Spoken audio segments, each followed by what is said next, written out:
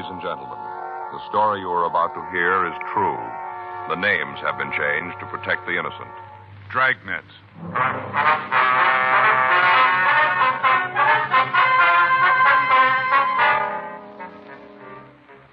You're a detective sergeant. You're assigned to robbery detail.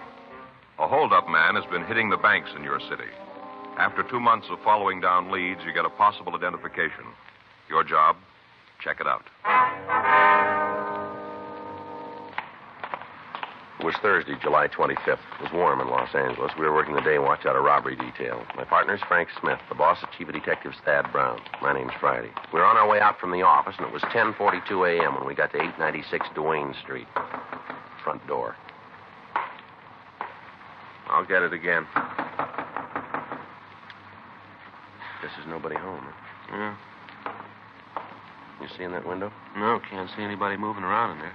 Now, let's try the back. Right. Round this way. Uh-huh. Hey, sure pretty, isn't it, Joe? What's that? Rose tree there, Bella Portugal. Sure pretty. What? Faye's got one started out by the back fence. Isn't that big, but we got roses on it already. What'd you call it? One of those Bella Portugal rose trees. Oh. I'll pick a couple for you. Bring them in the office. Well, thanks, Frank. I don't know what I'd do with them, do you? Well, you can give them to Ann. She'd like them. Yeah. I get it. See anybody? No, looks like there's someone on the lawn chair over there, doesn't it? Miss Clark? Yes, who is it? Yeah, come on. You Miss Viola Clark? That's right. Police officers, Miss Clark. This is Frank Smith. My name's Friday. Well, how do you do? How you doing, ma'am? What can I do for you? We'd like to ask you a few questions. About Louis? Yes, ma'am. Well, would you mind talking inside? I'd rather the neighbors didn't know all my business. All right, fine. We can talk in there without anybody hearing. Yes, ma'am.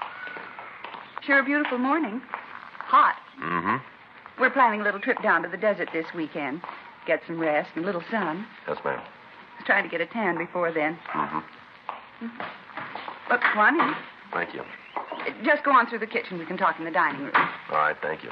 I just feel funny going to a place where there's a swimming pool and sitting there without a tan, don't you? Yes, ma'am. Well, I do anyway. It makes me feel self-conscious like. I see, ma'am.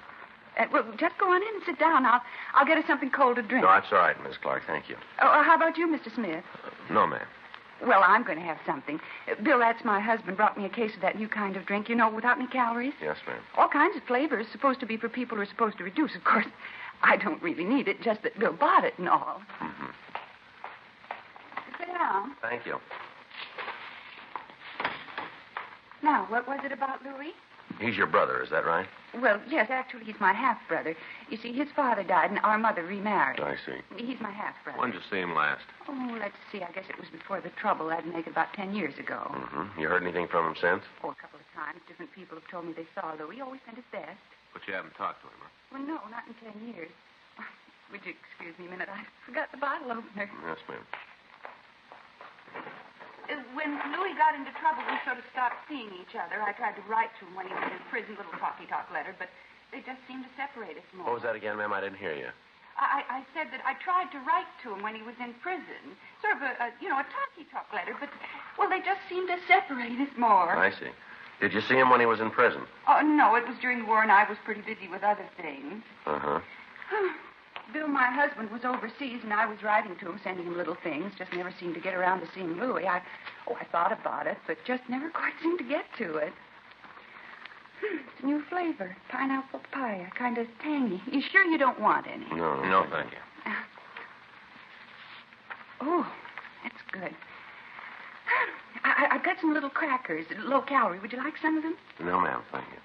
Well, when Louis got out of jail, I heard he went back east, Salt Lake, I think. Got a job with a paint store back there. Mm-hmm. Did pretty good. Something happened, though. He quit or got fired or something. Anyway, he came out here again. Do you have any idea where your brother might be staying? No, last I heard it was in some furnished room down on Pico. Would you have the address? I'm afraid not. Do you have any idea where we might be able to get it? Not the least. Uh-huh. What's he done this time? Well, it'll be better if we talk to him about it, ma'am. Well, it seems to me I'm his sister. You should be able to tell me. I'm certainly going to cooperate with you. I think it'd be better if we talk to him, though. That's the way you're going to handle it. There's not much I can do. Did your brother have any hobbies? Anything that he might try to work at? No, not that I can remember. Well, when he was a kid, I think he used to collect stamps, but then I guess every boy does that. Mostly, though, he used to read a lot, always had his nose in a book. Had a big collection of those books you could buy in the 5 and dime. You know, the little thick ones. Yeah, I think I know what you mean. I guess he had just about every one that was ever published. There was a big thing with the kids in the neighborhood. Well, Louis had about 100, all different stories. He built a case for them out in the garage out of apple boxes. I remember that, out in the garage. Yes, ma'am. Had a library going, little cards and everything. Charged the kids 2 cents to read the book. Real going business. Oh, he was a funny kid. Always trying to figure out how to get somebody else to do the work for him. He'd say that if he had his way, he'd get what he wanted without really working for it. Wonder if being in jail made him change. If he still feels like that. What's that? That he can live the easy way. He's still trying.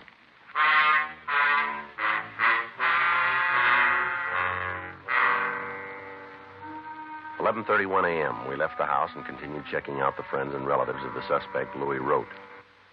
According to his book, he'd been arrested for the first time 10 years previously on charges of 459 burglary, 5 counts. He'd been sentenced to San Quentin. He'd been released 4 years previously. On June 11th, he walked into a bank at the corner of Reservoir and Montana Streets and robbed the place of $1,180. He'd hit again on June 19th, July 12th, and July 23rd. In each instance, the victims were shown mug books, but they were unable to make a positive identification. On July 24th, we talked to a cab driver who had driven the suspect away from the latest holdup. He was able to give us an identification of the suspect, but when we checked the area where Rote had left the cab, we were unable to come up with additional information. The other victims were shown Rote's picture, and all of them made a positive identification. Locals and APBs were gotten out on him, and all places he was known to frequent were checked. Still, we couldn't take him into custody. 2 days passed while we looked for the suspect. On Friday, July 26th, the bank located on Hollywood Boulevard was held up for $1,800.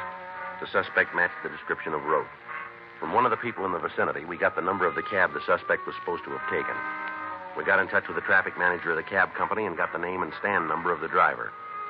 9:20 p.m. Frank and I drove out to see him. Corner of Hollywood and Loma Linda? That's right. Bank near there. What time was it supposed to be? Well, the way we got it, about 5. Tonight? That's right. I don't recall the guy. You sure it was me? Well, we got the number of your cab. Oh, you're pretty busy there. Let me check the waybill. All right. Let's take a look here. Yeah, here it is. Loma and Hollywood. Where'd you drop the fare off? 2000 block on Sunset. That'd be near Echo Park? Yeah. Can you tell us anything about the man? No, like I told you, I've been pretty busy tonight. Well, it's pretty important. Well, what kind of things you want to know? Well, what did he say to you when he got into the cab? Oh, not much. Seems to me he just told me to drive right down Sunset, and then he'd tell me where to let him out. Was there anything about him that stood out? An accent, maybe? Scar, birthmark, anything like that? No, it doesn't seem to me that there was. I could only get a glimpse of him in the rearview mirror. He was kind of sitting off to one side. Kind of hard to see. You don't remember anything about him then, huh? No, nothing to help. Did you say where he was going? Well, not that I remember. Just told me to drive right down Sunset until he told me to stop. When he got out of the cab, did you see where he went? I didn't notice.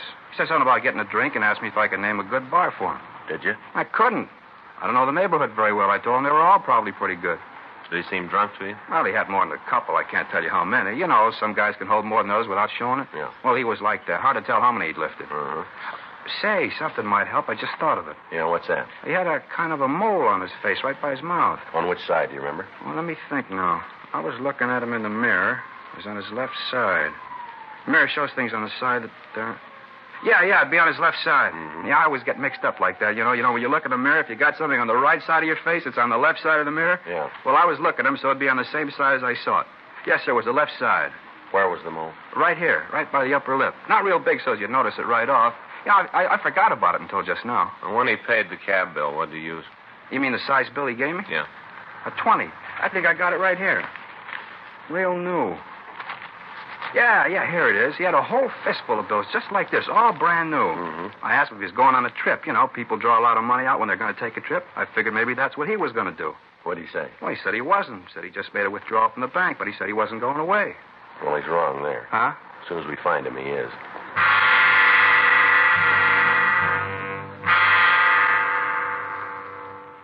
The cab driver identified Rote's mug shot, and at 10:08 p.m., Frank and I drove over to the 2000 block on Sunset Boulevard.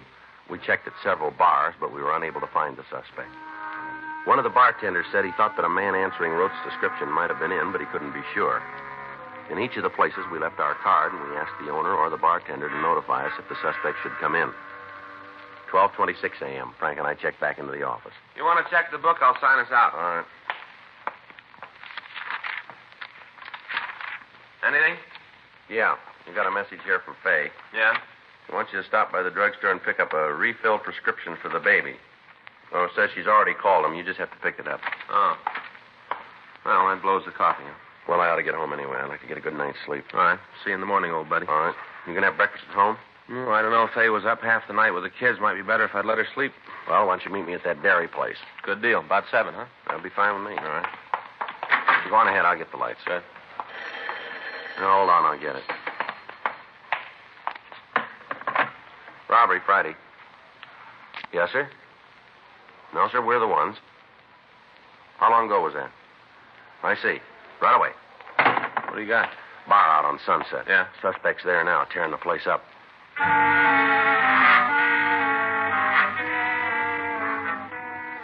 We left the city hall and we drove over to the bar on Sunset Boulevard. By the time we'd gotten there, a police unit had arrived and the disturbance was under control. The suspect had left the scene and a broadcast was put out to all cars in the area carrying his description and the description of the clothing he was wearing. When we walked into the bar, the bartender was sitting at one of the tables in the back of the place holding a stake to his left eye. The place itself was a mess. Bar stools were scattered over the floor, tables were upended. The back bar was smashed and the mirror that ran along the length of the bar itself was broken. Frank and I checked with the officers from the unit, and then we went back to talk to the bartender.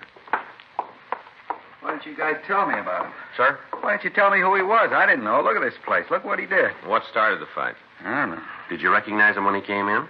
No, right off. He sat down, ordered a drink. Next thing I know, the place is coming down around me. And when did you know he was the man we were looking for? After he belted the fella next to him, that's when I knew. Called you right away. You should have told me he was rough. You should have told me. Well, we told you not to try to take him yourself. But you didn't make a point of it. I just thought it was something you told everybody. Can you tell us what he said when he came in? We were having a nice night. Pretty good business. Sitting there watching the fights on the television. Nice and quiet. Pouring good. Looked like a good night for the till. Yeah. Door swings open, and in comes this guy. I didn't pay any attention to him. Walked over and sat at the bar. Right there in the middle. Sat at the bar. Mm-hmm. Ordered a highball. He had a couple. I should have known right then. I'd been in this business any time at all. You should be able to spot the ones that are likely to cause trouble. What did he ask for in the drink? Bourbon and ginger. I mixed it, collected for it, and then went back to watching the fight. I had a little bet on it. Always take the white corner with one of the regulars. You know, a couple of bucks. Mm-hmm. I'm standing there watching the fight. All of a sudden, there's one going on in the room. This new guy and the fella next to him. Going at it hot and heavy. All right, go on. This do any good, you know? What's that? Holding a stake on a black eye. Supposed to take swelling down. I wouldn't know, sir. Sure hope so. Guy laid a bottle on my cheek. Feels like he broke something. You want us to call a doctor for you? No, I'll check one later. Other cops asked me the same thing. I'm all right. Yes, sir. Would you like to go ahead with your story, please? Not much more to tell. The place just seemed to explode. I jumped over the bar. I got a billy club in the back. Grabbed that and jumped over the bar and tried to get the two guys apart. They were throwing everything they could lay their hands on at each other. Well, look at the place. You bet if I just put a lock on the door and open up someplace else, it'd be easier. Just to be sure, would you take a look at these? Just the man who caused the fight. Wait a minute. I can't see too good. Yeah, that's him. You're pretty sure, are you? Yeah, Louis Rote. That's the fella. Well, this afternoon when we talked to you, you said you didn't know him. It didn't make much of an impression then. When I saw him in person, I remembered. Well, he was in here earlier then. Yeah, same guy. Did you hear him say anything at all that might help us find him? No, but you ought to talk to the guy you had the fight with. Yeah? He went to school with Rote.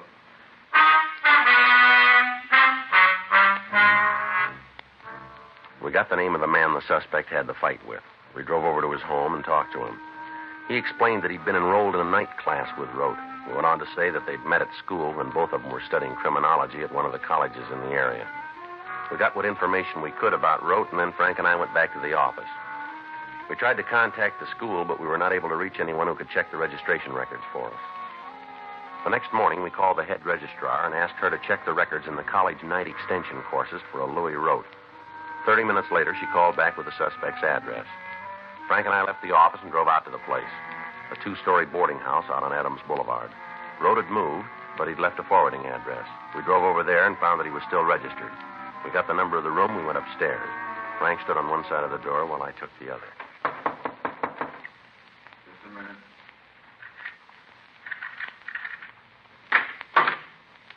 Yeah? You Louis Rote? Yeah, what do you want? Police officers, you're under arrest. For what? Suspicion of robbery? How'd you get to me? We did. Can I get a coat? No, you tell us where it is. We'll get it for you. Closet over there. I'll get it. There's a bottle of aspirin in the pocket there. Make sure you don't drop it. Hangover I got, I'm going to need something. Yeah. Don't think I ever had a headache like this one. Terrible. Well, you better get used to it. Huh? They're going to get worse.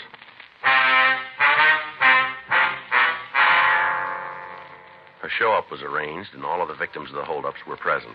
They all gave positive identifications of Louis Road as the man who'd held them up. A complaint was issued by the district attorney's office, and on the following Friday, August 2nd, a preliminary hearing was held in Division 34 of Municipal Court. Rote was bound over for the charges filed against him. September 2nd at 10 a.m., the suspect pled guilty to robbery in the first degree, 2 counts. Rote asked for immediate sentence, and the judge complied with the request. He was sent to San Quentin, where he went through the clinic. On recommendation of the authorities at the prison, the board ordered him sent to the penitentiary at Chino, California. 7 months had passed since his arrest, and from what we heard, Rote was a model prisoner. During that time, we cleaned up a string of loan company holdups, and Frank's children had gone through the chicken pox and several types of virus. On Sunday, February 23rd, Frank and I were in the office trying to catch up on the detail work. You got the L.A. number on Lawrence Pachetti? Yeah, wait a minute. Here you are. 168947. 68947. Sure mean one. Yeah. Terrible what he did to that kid, isn't it? Oh, man. Robbery Friday. Yeah, Savage. Mm-hmm. When did it happen? Well, we know how he did it? All right, we'll check into it right away. No. Send it down, will you? Right. Bye. Teletype in from Chino. Yeah? Rote just broke out of jail.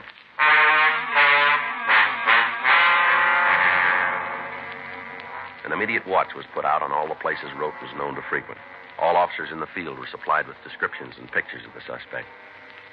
From the story as we got it from the prison officials, we were able to piece together the method of Rote's escape. Several months before he'd started on the bank robberies, he'd gotten work as a day laborer up at Chino. He'd managed to bury a gun and several $100s in a watertight container in the prison grounds. On his arrival at the prison, he'd waited for the right moment, and then he dug up the weapon and the money and made a break. He'd picked Sunday, a day when the prison grounds were crowded with visitors. Fortunately, there'd been no one hurt when Rote had escaped. However, we knew he was armed and he was to be considered dangerous. 2 days after his escape, a man answering his description held up a grocery store. From the clerk, we obtained a positive identification of Rote. The next day, he hit again. This time, he beat one of the clerks in the store when the man refused to open the cash register. Additional information was forwarded to all law enforcement agencies throughout the area. Rote's picture was carried on the police television show, and the daily newspapers cooperated and carried his likeness and description. Calls began to come into the complaint board from people who thought they'd seen the suspect. In each instance, the information was checked out, and several of the reports appeared authentic. On Wednesday, March 4th, we got a call from Calvin Niles, the bartender who'd given us the original information on Rote. Frank and I drove out to see him. I tried to hold him here, tried my darndest, but he wouldn't go for it. Mm-hmm. Did you talk to him at all? Yeah, I had a couple of words. What about? Mainly about the fight he had before he got him. You know, when he broke up the place? Mm-hmm. Talked about that. He said he was sorry about it. Told me the other fellow caused it. Mm-hmm. Said he'd like to be able to pay for it, but he didn't have the money. I thought he was going to hit me up for a loan. The way he acted and all. Thought sure he wanted to make a touch. Did you say anything at all about where he was staying? Not a word. Didn't give you any indication Nope. at all? Was he driving the car? Not that I could see. When he walked out, I went over to the door to see if I could spot anything, but by the time I got out from behind the bar, he disappeared. Is there a cab stand around here? A couple of blocks up the street. Think he might have taken a taxi? We'll check it. I don't think he could have gotten that far in the time it took me to get to the door. I can see that far, and I didn't see him. Mm-hmm. I don't think he took a taxi. Did he come in alone? As far as I could tell, he came in, sat down, ordered a highball, drank it up, and left. I don't think he was here more than 5 minutes, all told. But you're pretty sure there wasn't anybody with him, are you? Yeah, I had been. I'd have seen him. Did he look like he was going to meet anybody here? Not especially. Give you any reason for coming in? Not right out, he didn't. How do you mean? Lucky I did it now, I guess. I didn't plan it that way. What's that? I told you I thought he wanted to make a touch. Yeah. I told him I'd just taken the money to the bank, dropped it in the night depository, said I'd cleaned the place out. He left right after that? Yeah, finished up his drink and walked out. Sure got a lot of nerve, if you ask me. What do you mean? Well, he comes in the place once, breaks it up, then comes back to try to hold it up. Well, you're not sure about that, are you? As far as I'm concerned, that's what he came in for. Can you give us a description of what he was wearing? Plain blue suit. Looked like it was gabardine, 2-button. How about a hat? No, he wasn't wearing one. Had on a white shirt, black knit tie, you know, the narrow kind. One of those little stick pins shaped like a little ladybug. You know the kind I mean? Yes, sir. One of those. All right, Mr. Niles, if anything more comes up, we'd appreciate a call from you. You get it. I'll tell you one thing, Sergeant. What's that? After that fight, I did just about everything I could to help business, help pay for the damage. Yes, sir. This is one customer I want to lose.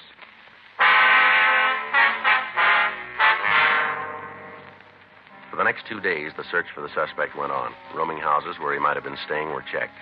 Friends and relatives were interrogated. Al Gayton down in San Diego was notified, and he alerted the authorities at the border in the event Rote tried to escape into Mexico. In the meantime, a rolling stakeout was set up in the area where the thief had been hitting. 2 more days passed without activity. On Monday, March 9th, Frank and I were in Unit 1K80 cruising on West Pico. Sure is a quiet night. Yeah. Be glad when it's over.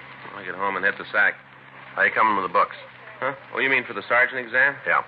Oh, pretty good. All units, attention, all units. A 211 has just occurred at the grocery store at the corner of Pico Boulevard and Ottawa Street. Unit 1R13, handle the call, code 3. Better hit it. Yeah. Attention, all units. A 211 has just occurred at the grocery store at the corner of Pico Boulevard and Ottawa Street. Unit 1R13, handle the call, code 3. 1K80 to Control 1. Control 1 to 1K80, go ahead. Code 6 at Pico Boulevard and Ottawa Street. Control 1 to 1K80, roger, KMA 367. Attention all units. Attention all units. Be on the lookout for the following described suspect wanted in connection with 211 at grocery store at Pico Boulevard and Ottawa Street. Suspect described as WMA, 40 or 50 years, 5 feet 8 and 1/2, 150 to 155, medium build, gray hair. Suspect was wearing a dark blue suit, no hat, white shirt, black tie, and black shoes. Suspect has a mole on the left side of his face, just above the mouth. He is carrying a large blue steel revolver, Western type. Suspect believed to be driving a 1952 Chrysler sedan, dark in color, license number unknown. Vehicle has a damaged left rear fender. Use caution. Suspect is considered dangerous. KMA 367. Sounds like Rote, doesn't it? Yeah. Hang on. Here's Pico. The car that just passed us. Yeah? Dark Chrysler sedan, dented left fender. You better check it. Right. Hold it. It's taking off. You better lean on it. Doesn't look like he's going to stop. Watch it, Frank. The streetcar.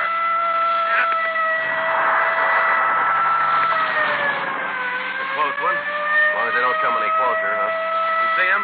Yeah, up ahead. You going to try a shot at him? No, we can't. There's too many people around. Well, we're pulling up. All right, hold it steady.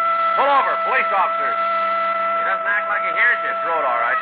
Yeah. Try to cut him off. All right, come on, Rote. Pull over. Nothing. All right, cut him off.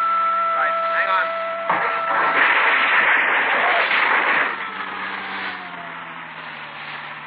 Come on, pull up. Let's go. Well, he really plowed into that lamppost. Yeah. All right, come on, out of the car. All right. Getting out. Getting out. See, I've got my hands up in the air. Throwing like you All right, say. come on, move it. Yeah. Come on, put your hands in the car here. Yeah. Lean on it. I'll check him. Yeah. Here's the gun, Joe. All right. Come on, Ruff. Get your hands behind you. Yeah.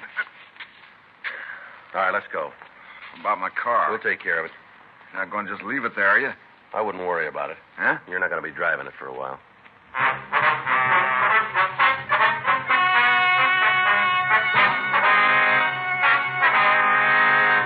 Louis Albert Rote was tried and convicted of robbery in the first degree, 4 counts, and violation of Section 4530 PC, escape.